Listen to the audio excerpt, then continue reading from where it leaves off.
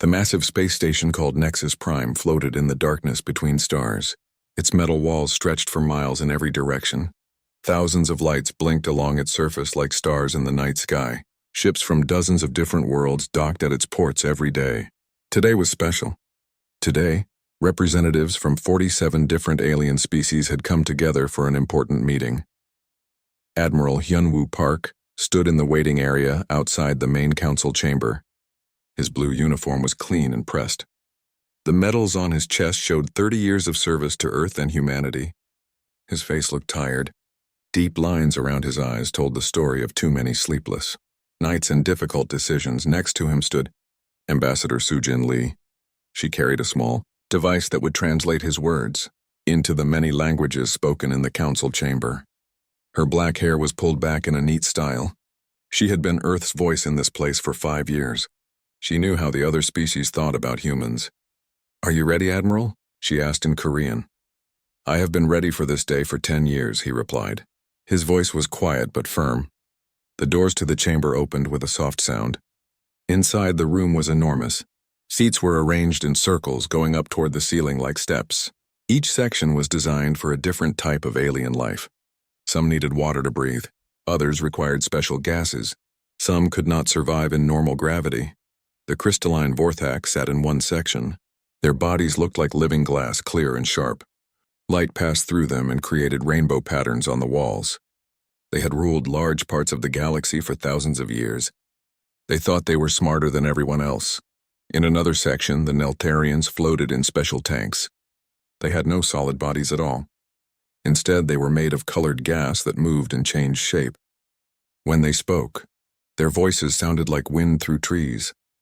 The insect-like Kretal filled another area. They looked like giant ants standing on 2 legs. Their black shells reflected the chamber lights. 6 arms moved constantly as they talked to each other in clicking sounds. Their red eyes never seemed to blink.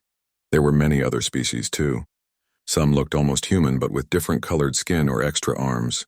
Others were so strange that humans needed special training just to look at them without feeling sick. Admiral Park and Ambassador Lee walked to the center of the chamber. A small platform rose from the floor to lift them up so everyone could see them. The talking in the room slowly stopped. Thousands of alien eyes, sensors, and other strange organs turned to look at the 2 humans. Council Speaker Velthar of the Vorthak stood up. His crystal body rang like a bell when he moved. "The Galactic Council recognizes the Terran delegation," he said. His voice came from speakers around the room, translated into every language at once. Admiral Park stepped forward. He had practiced this speech many times. Every word was important. "Honored members of the Galactic Council," he began. His voice was calm and clear. "I come before you today not to ask for anything. I come to tell you something important. For 30 years, humanity has followed your rules. We have accepted the limits you placed on our ships, our weapons, and our colonies." Some of the aliens shifted in their seats. The Kretal clicked their mandibles together in what might have been laughter. "We agreed to stay in the small section of space you gave us," the Admiral continued. "We accepted that our military could only have a certain number of ships. We followed your trade laws even when they were unfair to us. We did all of this because we wanted peace." Ambassador Lee watched the reactions around the room. She had seen this before. The aliens thought humans were complaining again. They expected Earth to ask for better trade deals or permission to build more colonies. "But you need to understand something," Admiral Park said. His voice grew stronger. "We did not follow your rules because we had to. We followed them because we chose to. There is a difference." Now the chamber was completely quiet. Even the constant humming of the life support system seemed softer. "When we first came to the stars, you told us we were too dangerous. You said humans were too aggressive, too unpredictable. You said we needed to be controlled for the safety of the galaxy." Admiral Park paused and looked around the room. "You were right about one thing. We are dangerous. But you were wrong about why." Velthar's crystal body flashed with different colors. This was how his species showed anger. "Admiral Park, if you have a specific complaint, please state it clearly. The Council has many important matters to discuss today." "I am not here to complain," Admiral Park replied. "I am here to warn you. For 30 years, we have held back our true capabilities. We have hidden what we can really do. We have accepted your limitations because we hoped you would learn to trust us. We hoped you would see that humans can be peaceful neighbors. A Neltharian delegate spoke up. Its gas body turned a dark red color. "What are you trying to say, human? That your primitive technology is somehow superior to ours?" Admiral Park smiled, but it was not a happy smile. "I am saying that what you think is our technology is not our real technology. What you think is our military strength is not our real military strength. We have been playing by your rules with one hand tied behind our backs." The clicking sounds from the Cretal section grew louder. Admiral Park knew they were discussing whether this was a threat. "But our patience has limits," he continued. "We have tried to be good neighbors. We have tried to earn your respect through peaceful actions. But some of you see our restraint as weakness. Some of you think you can take advantage of us because we follow your rules." Ambassador Lee activated her translator device. She wanted to make sure every species in the chamber understood exactly what the Admiral was saying. "We are giving you this warning because we still hope for peace," Admiral Park said. "But if any species attacks human colonies, if any species harms human civilians, if any species decides to test whether we are really as limited as you think we are," he paused and looked directly at the Cretal delegation. "You will learn what humanity has been holding back." The chamber erupted in noise. Aliens talked loudly in dozens of languages. Some stood up from their seats. Others activated communication devices to talk to their homeworlds. Velthar struck a crystal rod against his platform. The sound rang through the chamber like a bell, calling for order. "Admiral Park, the Council interprets your words as a threat against galactic peace. Perhaps humans need additional restrictions to remind them of their place." Admiral Park's expression did not change. "Council Speaker, you may interpret my words however you wish. I came here to deliver a message, and I have delivered it. What happens next is your choice." He reached into his uniform pocket and pulled out a small data pad. He placed it on the platform between himself and the Council. "This contains humanity's formal withdrawal from all galactic treaties. We will no longer be bound by your limitations. We will no longer accept your restrictions. We tried to warn you." The chamber fell completely silent. In the entire history of the Galactic Council, no species had ever voluntarily withdrawn from all treaties. "From this moment forward," Admiral Park continued, "humanity will defend itself according to its own judgment. We will respond to threats according to our own capabilities. And our capabilities," he looked around the chamber one more time, "our capabilities are not what you think they are." Ambassador Lee stepped forward. "The human delegation thanks the Council for 30 years of educational cooperation. We hope that some of you will remember this day when you wonder why we tried so hard to warn you." The two humans turned and walked toward the chamber exit. Behind them, the noise grew louder as aliens argued about what they had just heard. Some called for immediate military action against Earth. Others suggested sending diplomats to find out what humans really meant. But the Vorthak Council speaker had the last word. His crystal body flashed bright blue as he spoke. "Young species often mistake restraint for strength. The galaxy has protocols for a reason. If humans think they can intimidate the Council with empty threats, they will learn otherwise." Admiral Park stopped at the chamber door. He did not turn around as he spoke his final words to the Galactic Council. "Remember that we tried to warn you," he said. "When this is over, remember that we gave you a choice." The door closed behind the human delegation with a soft sound. In the chamber, 47 alien species continued to argue about what the humans had really meant. None of them understood that they had just heard their last warning. The games were about to begin. 6 months had passed since Admiral Park walked out of the Galactic Council chamber. The galaxy had watched and waited to see what humanity would do next. Some alien species prepared for war. Others tried to send diplomatic messages to Earth. But the humans had gone completely silent. All human ships had disappeared from the major trade routes. Human colonies stopped sending messages to their alien neighbors. The embassy buildings on dozens of worlds stood empty. It was as if humanity had simply vanished from galactic society. On the planet Kepler 442c, life continued as normal. The human colony there was home to 3 million people. Most of them were scientists, farmers, and their families. They had been living peacefully on this world for 15 years. The planet was beautiful, with green forests and clean blue oceans. The colonists had built small cities that blended into the natural landscape. Dr. Tae-hyun Song stood in his laboratory looking at samples under a microscope. He was the colony's chief xenobiologist. For the past 3 years, he had been working on a special project. The insect-like Cretal species had trouble living on planets with high radiation. Dr. Song was trying to find ways to help them adapt to such worlds. This could change everything, he said to his assistant, Dr. Minji Kang. If we can help the Kretal Queens survive radiation, they could colonize hundreds of new worlds. Dr. Kang smiled as she looked at the data on her screen. The other species will see that humans really do want to help. Maybe this will improve relations. Neither of them knew that high above their planet. Death was coming. Commander Jin-Ho Kim was aboard the research vessel Harmony, in orbit around Kepler 442c. His ship was small and peaceful. It carried scientific equipment and medical supplies. The crew of 40 people had been studying the planet's unique ecosystem for 2 months. Jin-Ho was in the ship's observation deck, watching the sunrise over the planet's largest continent. The morning light made the oceans look like liquid gold. He could see the small human settlements scattered across the land masses. Smoke rose from chimneys in the farming communities. Everything looked calm and beautiful. "Commander," came a voice from behind him. It was Lieutenant Bo Young-han, the ship's communications officer. Her voice sounded worried. "We're detecting multiple ships approaching the system. Large ones." Jin-Ho turned from the window. "What kind of ships? Are they expected?" "No, sir. And they're not responding to our identification requests." Bo Young checked her instruments again. "Sir, these are military vessels. Kretal design. 12 heavy cruisers and a battle carrier." Jin-Ho felt ice in his stomach. Military ships here? Why would the Kretal bring warships to a peaceful research colony? He followed Bo Young to the bridge. The main screen showed the approaching ships as bright dots against the darkness of space. They were moving fast and in perfect formation. This was not a diplomatic visit. "Try to contact them again," Jin-Ho ordered. "All frequencies.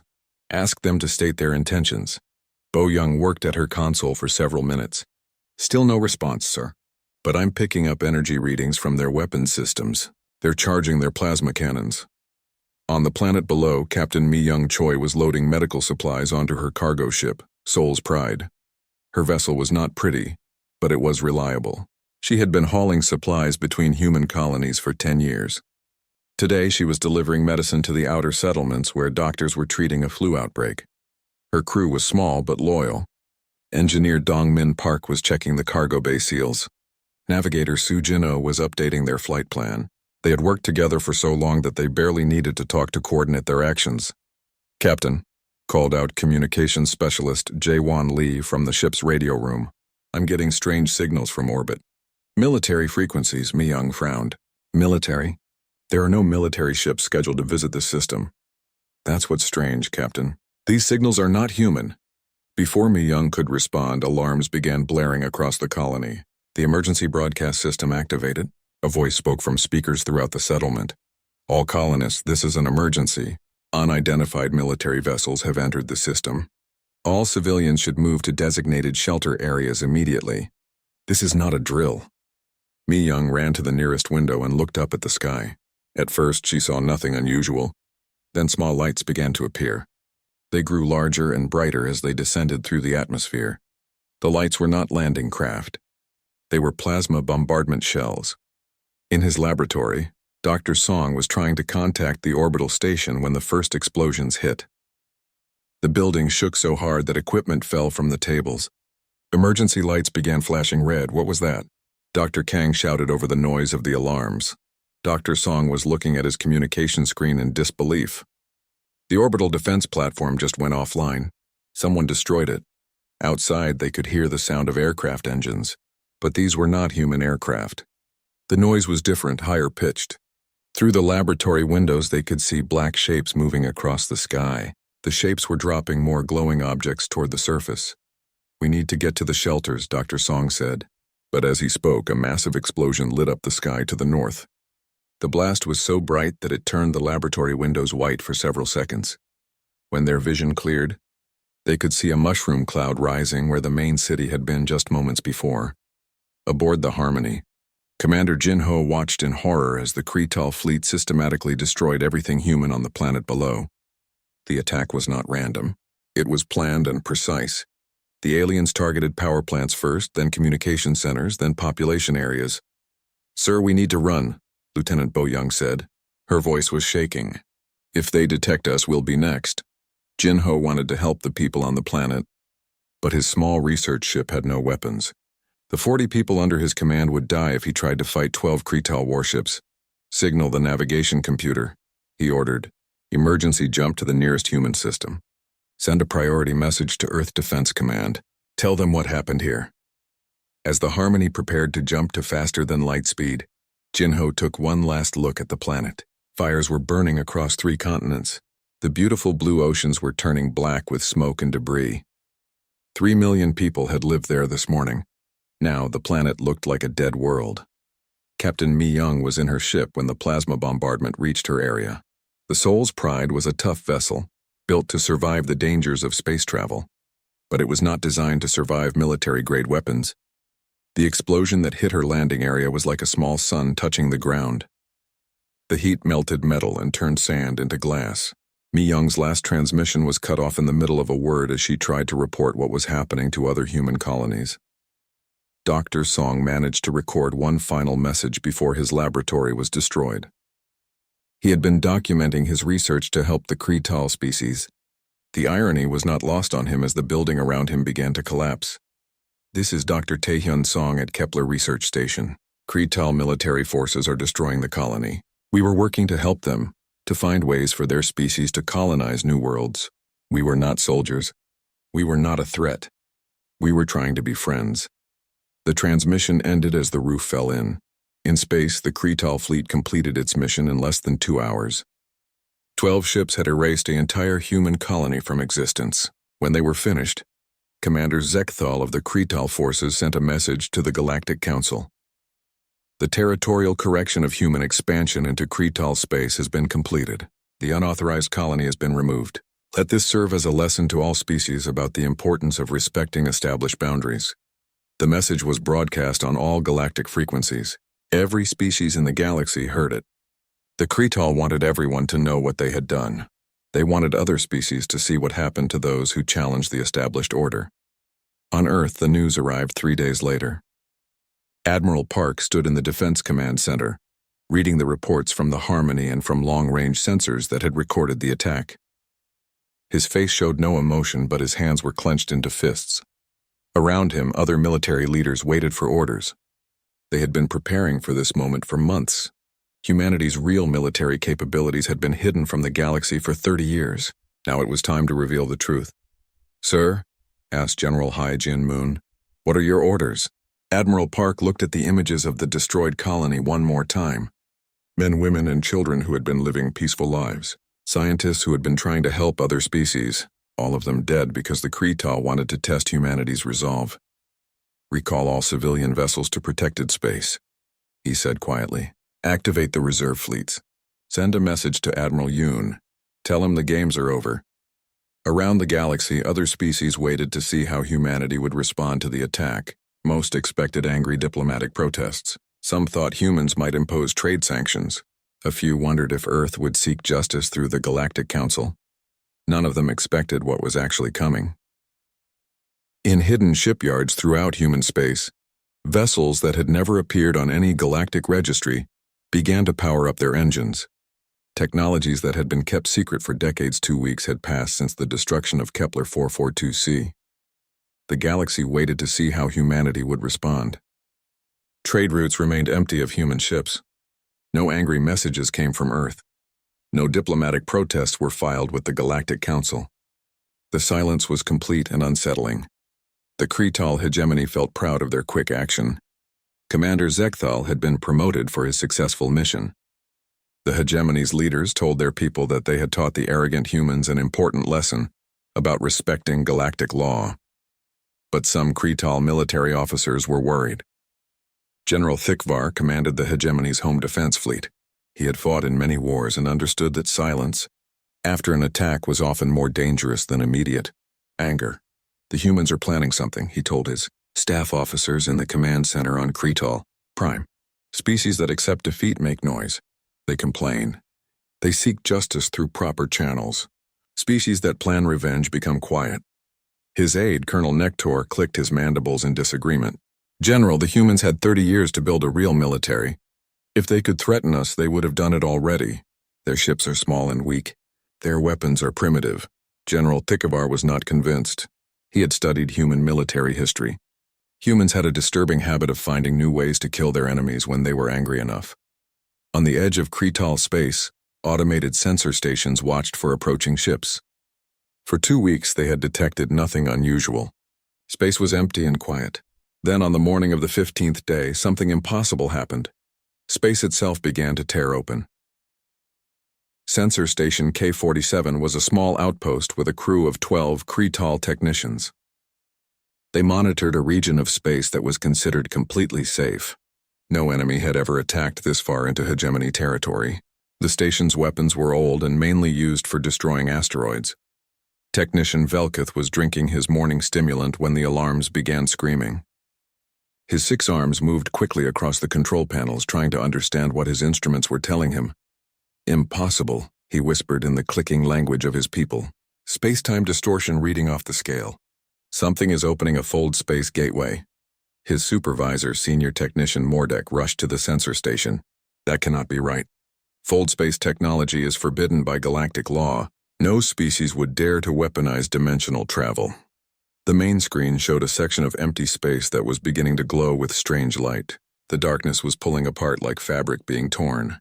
Through the growing hole, they could see flashing lights that hurt their compound eyes. "Send an emergency signal to the defense fleet," Mordek ordered. "Unknown vessels using illegal technology are entering our space." But before the message could be sent, the tear in space exploded outward. A massive ship emerged from the dimensional gateway. It was unlike anything in the galactic databases. The hull seemed to be alive, flowing and changing shape like liquid metal. Weapon systems that defied physics extended from its surface. More ships followed, then more. Within minutes, 300 human vessels had materialized in Kretal space through a form of travel that should have been impossible. The lead ship was enormous. Its name was written in human letters across the bow, Incheon's Fury. On the bridge, Fleet Admiral Donghyun Yoon stood before the main view screen. His uniform was black instead of the blue that galactic representatives had seen before. The insignia on his collar showed his rank in humanity's real military structure. "Communications," he said to the officer at the nearest station. "Open a channel to all Kretal military frequencies." Lieutenant Commander Unsu Lim worked at her console. "Channel open, Admiral." Admiral Yoon's voice was calm and professional as he spoke to the enemy that had killed 3 million humans. "Kretal military forces. This is Fleet Admiral Yoon of the Terran Defense Force. You have exactly 10 minutes to power down your weapons and surrender unconditionally. Any vessel that attempts to flee or fight will be destroyed." On Kretal Prime, General Thikvar received the transmission in his command center.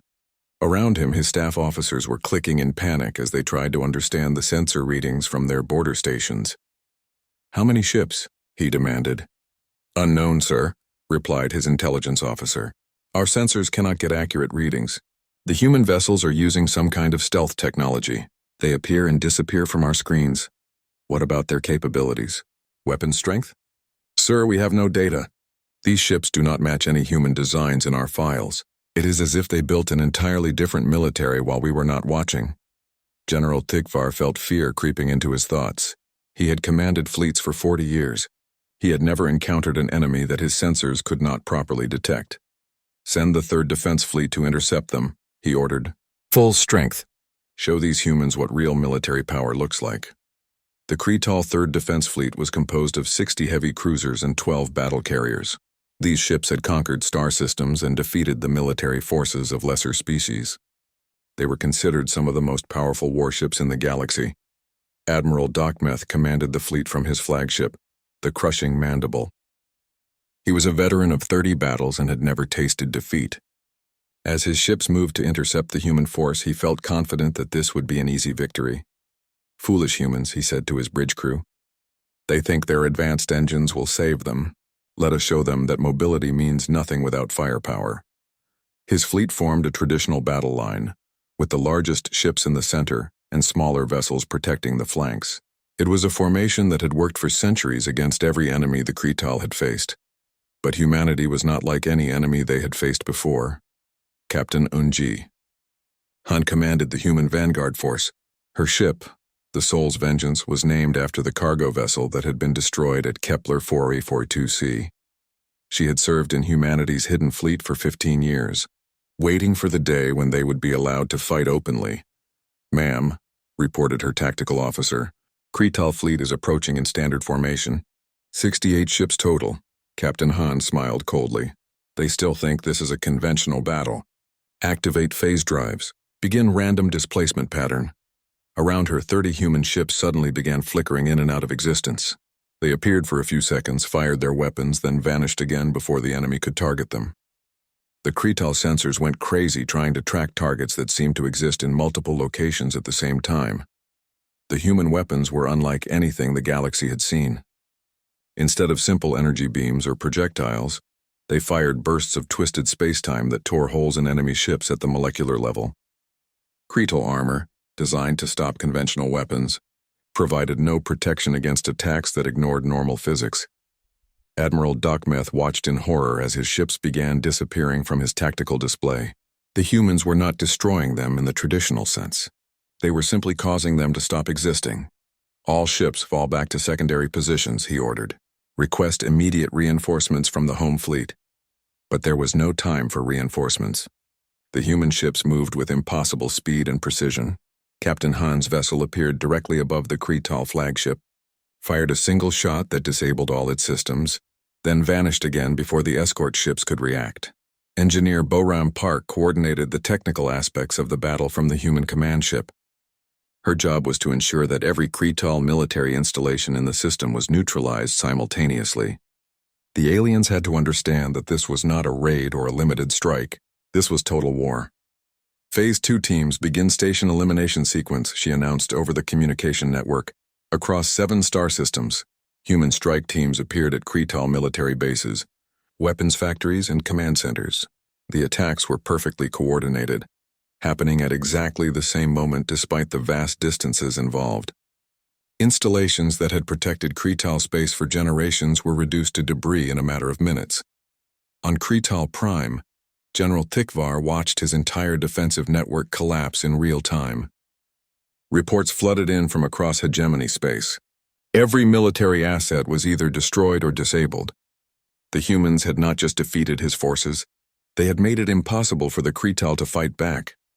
"Sir," his communications officer said with a trembling voice, "we are receiving another transmission from the human fleet." Admiral Yoon's face appeared on the command center's main screen.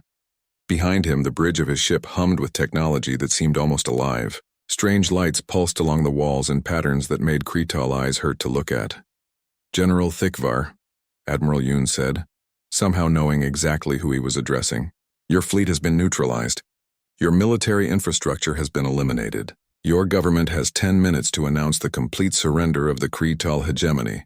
"Impossible," General Thikvar clicked in response.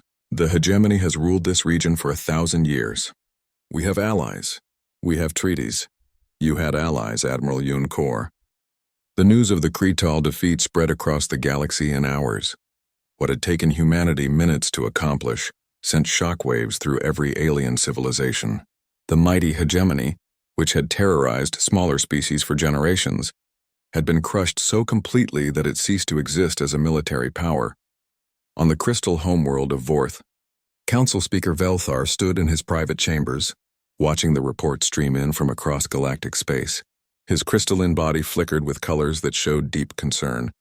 Around him, his advisors clicked and chimed in their musical language. "The humans used forbidden technology," said Senior Advisor Kaelmoth. "Dimensional warfare is banned by galactic law. This gives us legal grounds to act against them." Velthar's body flashed dark red, the Vorthak color for disagreement. "Legal grounds mean nothing if we lack the power to enforce them. The humans just demonstrated capabilities we did not know existed. They turned space itself into a weapon." In the chambers of the Galactic Council, emergency sessions had been running for 3 days straight. Representatives from 46 species argued about what to do. Some wanted to negotiate with humanity. Others demanded immediate military action before the humans could grow stronger. Ambassador Furthek of the gaseous Neltharians spoke through his translation device. "We must act quickly. If we allow the humans to consolidate their position, they will become unstoppable. Already, 3 minor species have sent surrender offers to Earth. The insectoid delegate from the Zeph Collective clicked his agreement. The humans have shown they cannot be trusted to follow galactic law. They hid their true capabilities for decades. What else are they hiding? But it was the Vorthak who made the final decision. As the oldest and most powerful species in the galaxy, their word carried enormous weight. When Velthar announced that the combined fleet would be mobilized, every other species fell in line.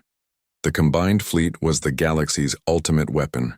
It had been created centuries ago to deal with threats that no single species could handle alone. Ships from 31 different civilizations would join together under unified command.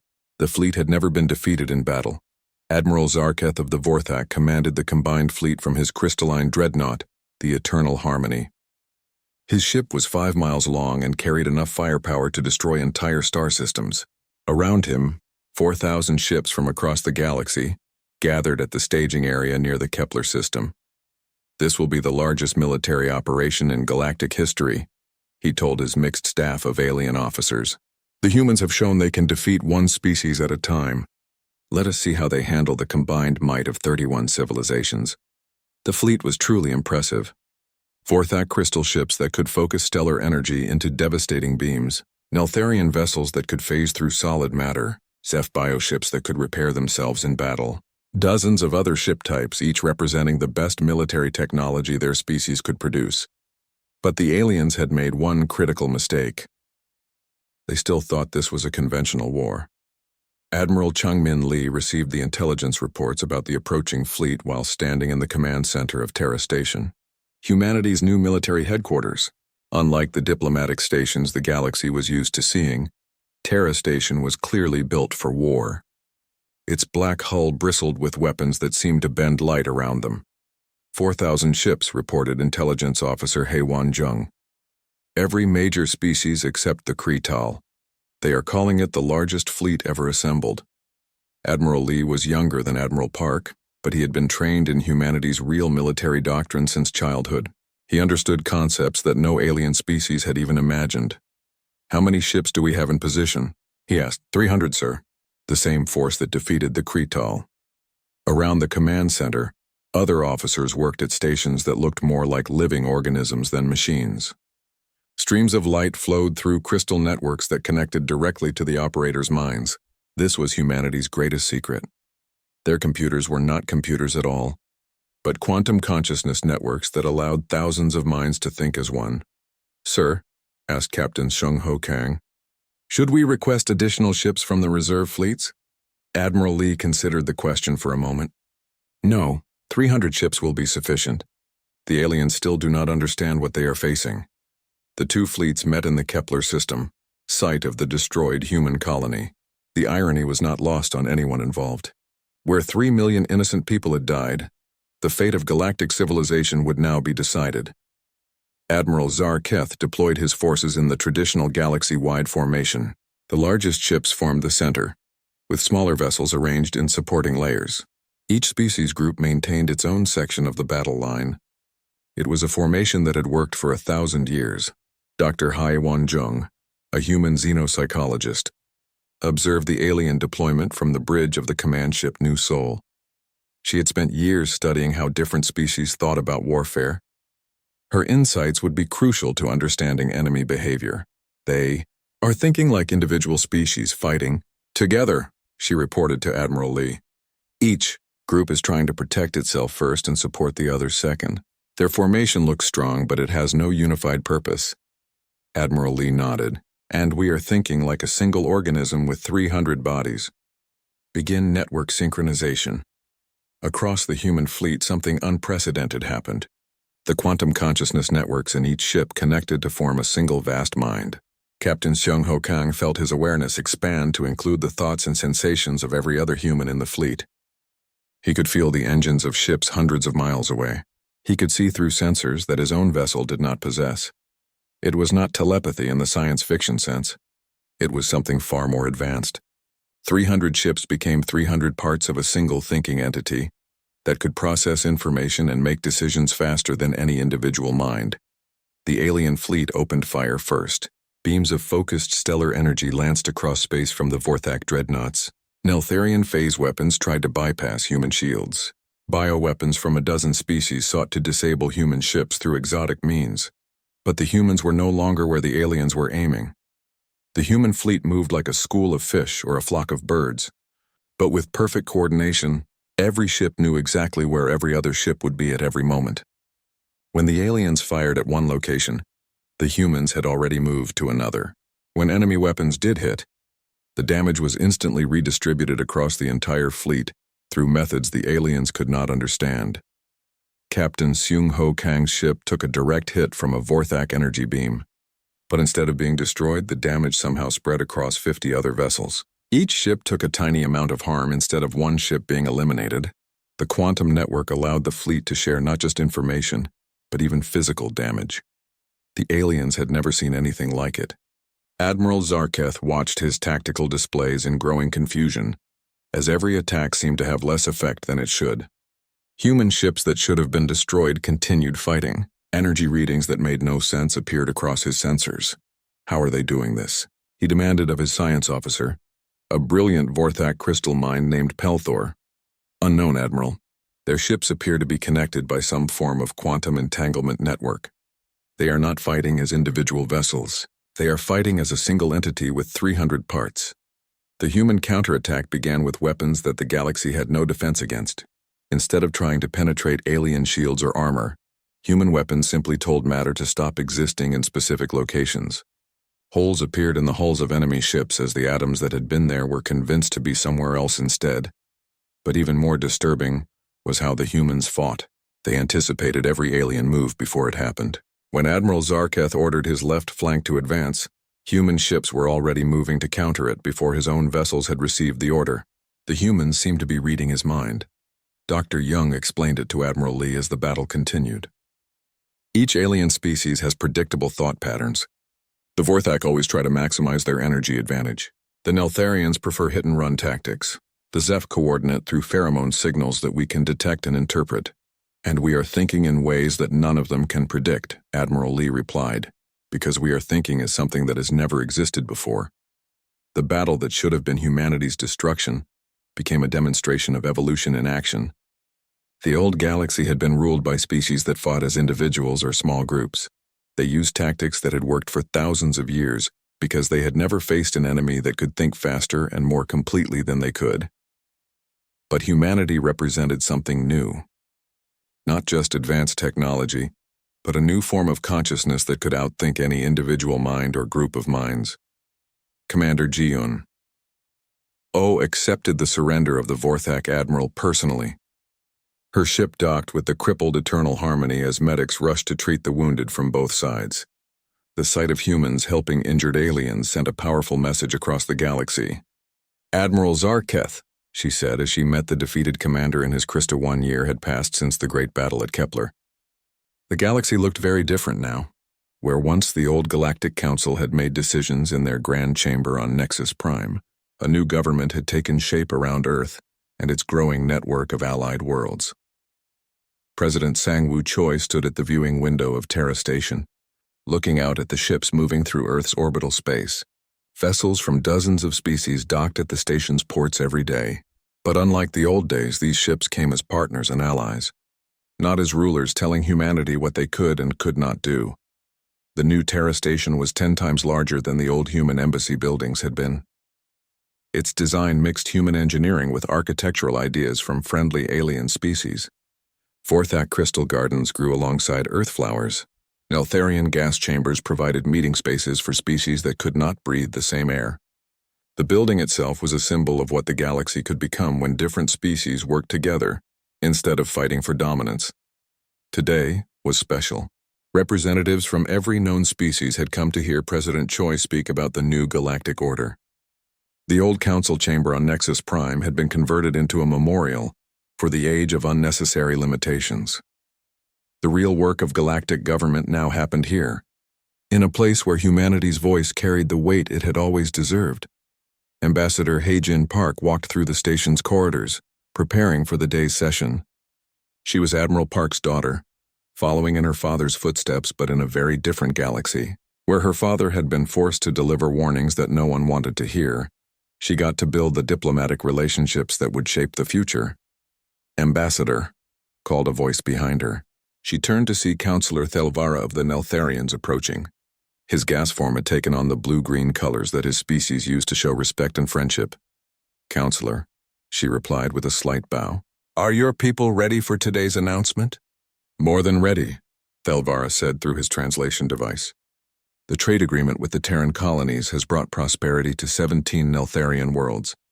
Our people remember what it was like under the old system, when the Vorthak decided which species could trade with whom. The main assembly hall was packed with delegates from across the galaxy. But the atmosphere was completely different from the old council meetings. Instead of species sitting in separate sections trying to protect their individual interests, the new arrangement mixed different aliens together. Humans sat next to former enemies.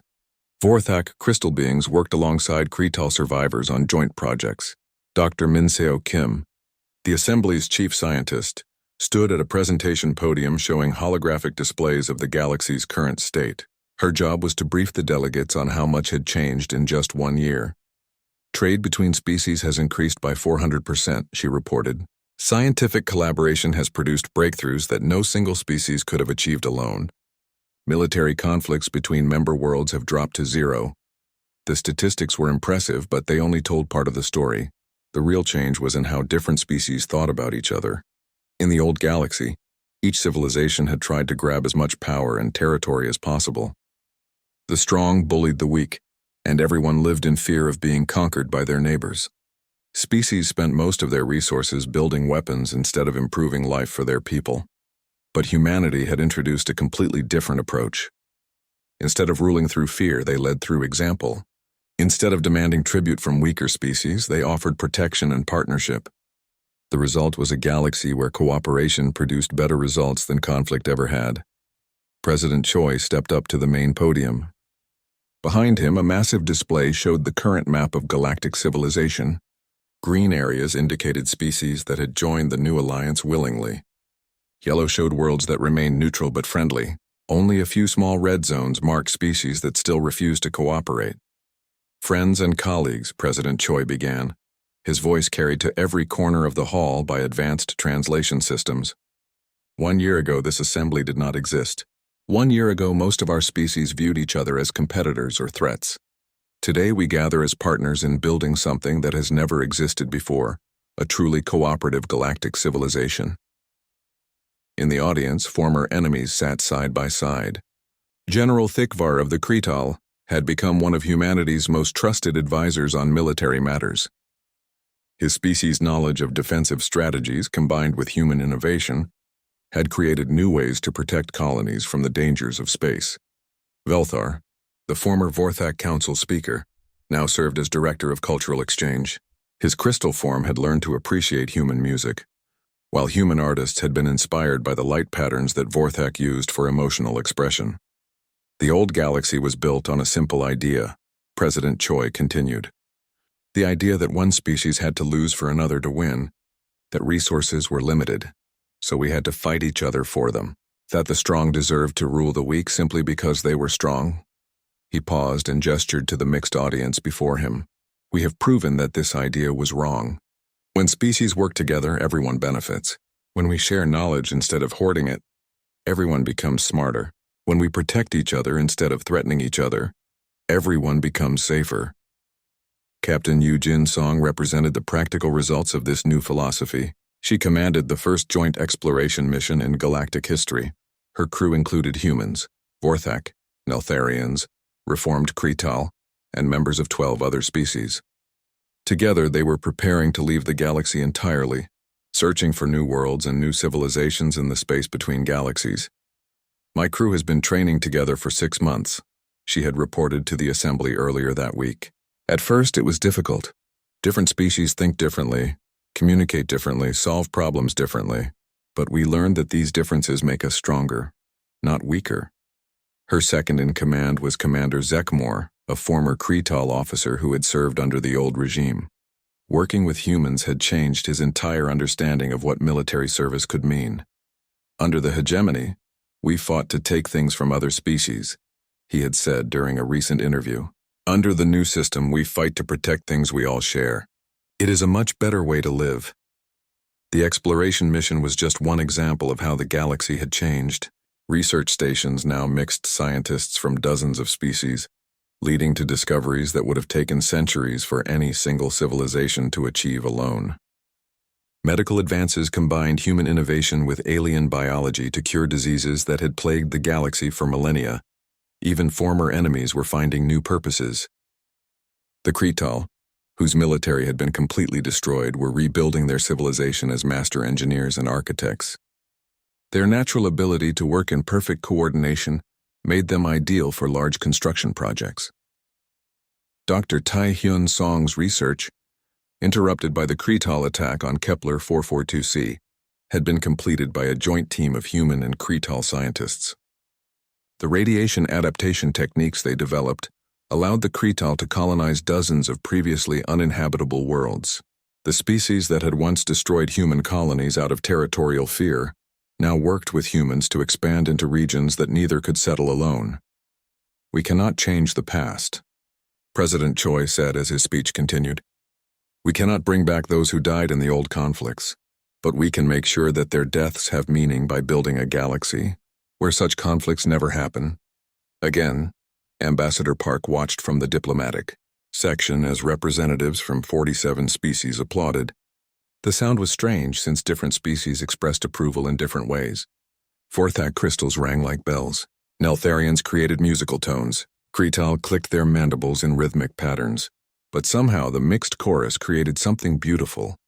The real test of the new system had come when the Zeph Collective attempted to rebel against human leadership. Instead of crushing them with military force, President Choi had ordered a completely different response. Human ships surrounded Zeph space, but instead of attacking, they began broadcasting educational programs. They showed what life was like on worlds that had joined the Alliance. They demonstrated the scientific breakthroughs that cooperation had made possible. They let the Zeph people see for themselves what they were missing. Within 3 months, the Zeph population had overthrown their own government and requested membership in the Alliance. No shots were fired. No one died. The power of example had achieved what military force alone never could. "Some of you may wonder if humanity will always lead this alliance," President Choi said, addressing a question that many species had privately asked. "The answer is that leadership will always belong to those who serve the common good most effectively. If another species proves better at protecting the weak, encouraging cooperation, and advancing civilization, then that species should lead." It was a remarkable statement. Throughout galactic history, no dominant species had ever suggested that they might voluntarily give up power. But humanity